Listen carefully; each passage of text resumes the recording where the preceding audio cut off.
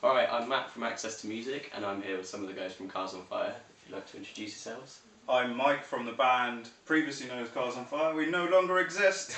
I played guitar and I did some singings. I play bass and I'm Steve. Okay, awesome guys. Alright, to start off then, how did Cars on Fire first meet? Usual kind of way really. Small town, so you got your mates that you grew up and we would all kind of into the same music really. It was myself and Ali, he's the handsome fellow who plays singings. He does the singings, doesn't he? Yeah. He does that. And he plays a bit of guitar. And me and him were in a band and we thought, yeah, it's going pretty well, but then we thought, oh, we'll go a bit heavier. Because sometimes when you're playing gigs, people start chatting and we didn't like that. So we thought we'd play it a bit heavier, get people to take notice. Yeah. And then as I think it was Ali's girlfriend's mate, very incestuous small towns. Her mate's younger brother played drums, and we were looking for a drummer, so we got him. And then we had one of my mates playing bass, but he wasn't really into it because sometimes, you know, your mates kind of not always that much into it as much as you. Yeah. And then we thought, in the kind of, let's just steal someone who we know and we like. And Steve here, he was playing in a metal band, and we very underhandedly stole him from because he is amazing live. Jumped around like a lunatic. Yeah. Thanks though. Okay, so is that group of members, does it, or? Yeah, and then about a year or two later, The departure. yeah, John, our drummer, decided to leave. He saw sense. Go out there. But a good friend of ours, James, stepped in and filled John's shoes for a gig, and it kind of just naturally sort of progressed from there. And he became the full-time. And that was the final Cars lineup. Yeah.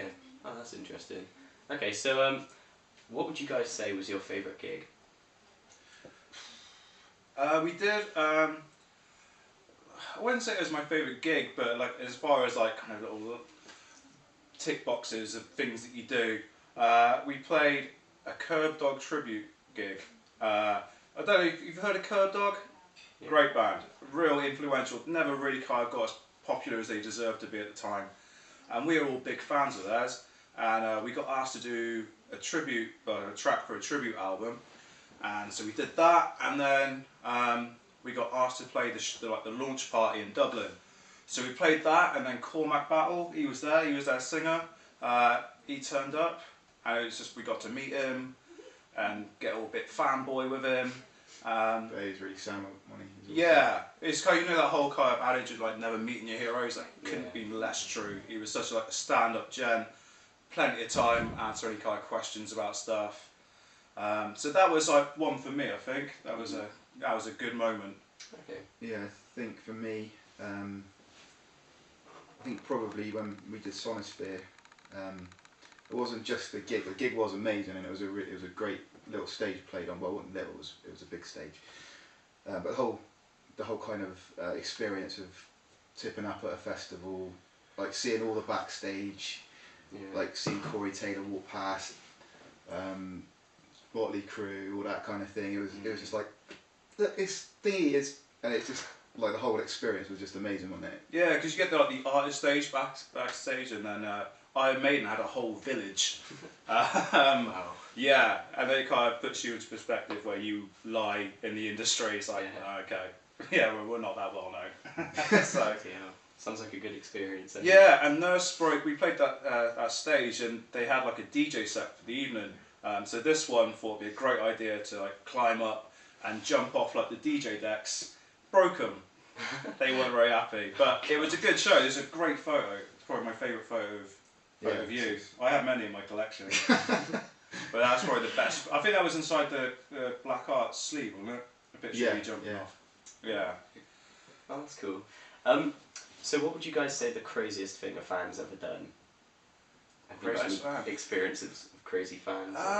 Not well. We've got a few crazy fans, but what we found really humbling, what I definitely did, was we just played this farewell show at the Fleece in Bristol on Saturday, and just the people who came up to us and said, "Oh, we've come from Sunderland," or "We've come from Brighton," and you just kind of think that's crazy, man, because you kind of think, oh, we're just some Bristol band, you know, we kind of, you know, that's our fan base, Bristol.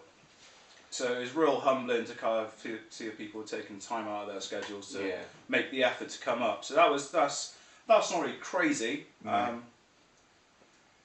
Crazy in a good way, though. Yeah. Crazy in a good way, yeah. We had the fun thing is we played the Fleece a few times, and have you been to the Fleece? Yeah, I went to your farewell show. Oh, you did? Yeah. Yeah. So you know you got the poles. Yeah. Okay, so we had a guy you worked with. Yeah. He turned up, and it got a bit moshy at the front, and he slammed his head against the pole, and like paramedics turned up, and there's this fella. I'm not going to mention his name, but he's been to a fair few of our gigs. And we thought, right, if you look after him for a bit. And anyway, apparently the sight of blood freaked him out. And then I was walking past and I saw the paramedics and they were taking care of the guy who was supposed to be taking care of our mate. So, yeah. Oh, God. Yeah, one of those. Sounds a bit hectic. Yeah. So, what are your guys' favourite memories with Cars on Fire?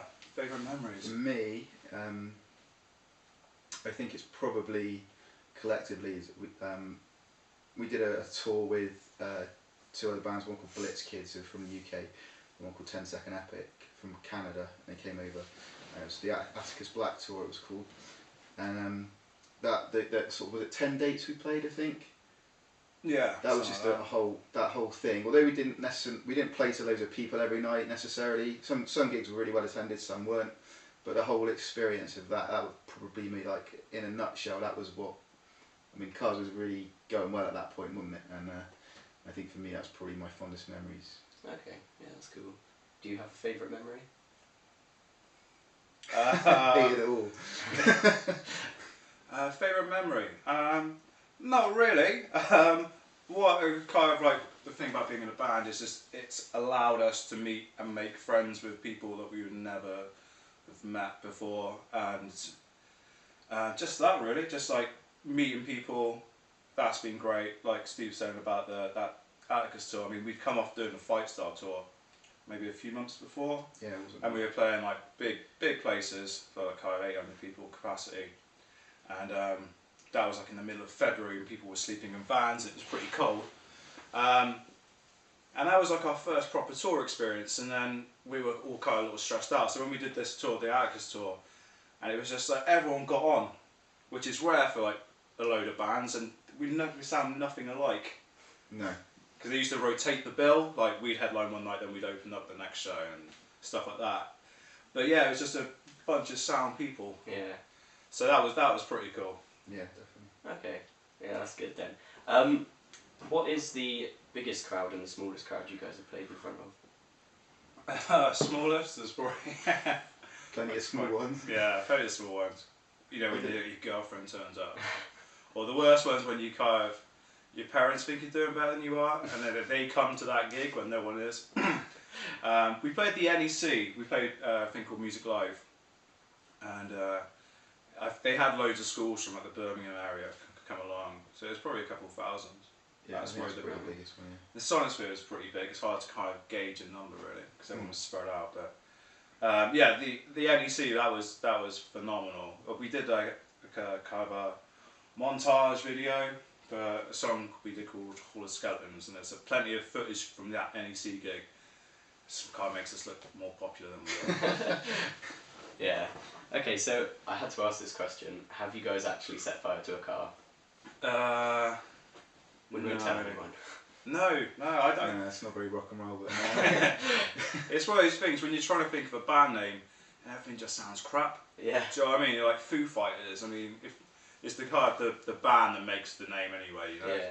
And it was just kind of like we didn't want to be called the something, and we didn't want it to be one word because sometimes it gets a bit forgettable. Mm. And I think Ali, our singer, came up with it, and we just thought, yeah, that's pretty cool. Why not? Yeah, I think we were influenced a little bit by. Have you heard of Jet Plane Landing? Yeah. Yeah, we always thought that was a really good band name, so we kind of took that basis and tried to make something for him. Yeah. It was memorable anyway. It worked. So, out of all of your songs, which was your most favourite to play live?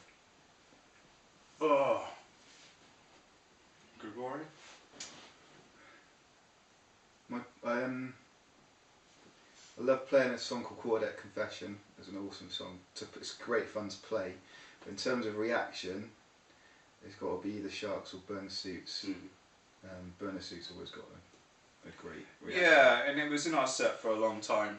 And sometimes you think, oh, I've got to play that song again. But the payoff is you see people getting into it and singing back the words. Yeah. And that kind of gives you more energy to get into it, you know. And so yeah, I think that was by far our biggest kind of well-known song. Was kind of always what you used to end the set with. Yeah, I think I agree with Steve. Cooler Deck was a great song on our second album, and I really liked the song we did. In one kind of final throw of the dice, we did a couple of songs that we put up for free download, and we did a song called, what was it called? I can never remember what it's called. They did. They did what we did when they were where we were. Yeah, Wow. which came from like a bit of a mouthful, and it just came about. It was just some dumb kind of monotonous trip from one gig to another, and yeah, cabin fever would kind of set in, and someone kept saying that, probably you or Hester.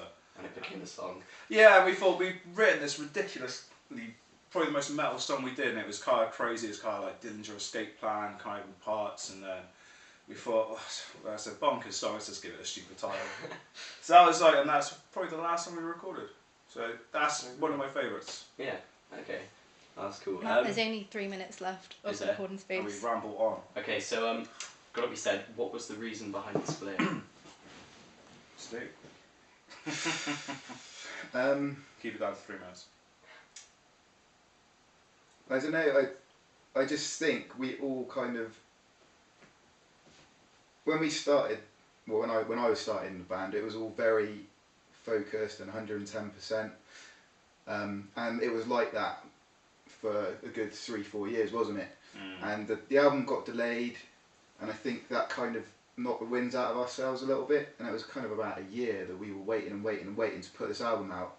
Kind of lost momentum, and then things just sort of slowly kind of wound down from there, didn't they? And I think It was hard to recapture it. It's like, you know, when you're going on a, well, you're quite a thin lad, but for me, I've battled with my weight. So sometimes it's like you're on a diet and you do really well, and then, I don't know, you get injured or whatever, and then you kind of get out of the habit of doing it, and it's really hard to get back into it. That's the best analogy I can think of. Yeah, that's a good way of putting it, I suppose, yeah. And, you know, the older you get more responsibilities, and it's not always as easy to kind of go off on a whim and do a load of gigs, Yeah. upset your missus and stuff. And so, yeah, I think, you know, we picked ourselves up and dusted ourselves off quite a few times through the shark-infested waters of the music industry, and we kind of thought, fuck it. Time to hang your boots up. Yeah, you know, age is a bit of a thing as well, kind of doing the music we did. But no regrets, man. No regrets. It's all too easy to kind of be negative and look back and go, oh, this reason we didn't. But and I think it was better to knock it on the head when we did, rather than just drag it on and on and on and on, and then. like this interview, sorry.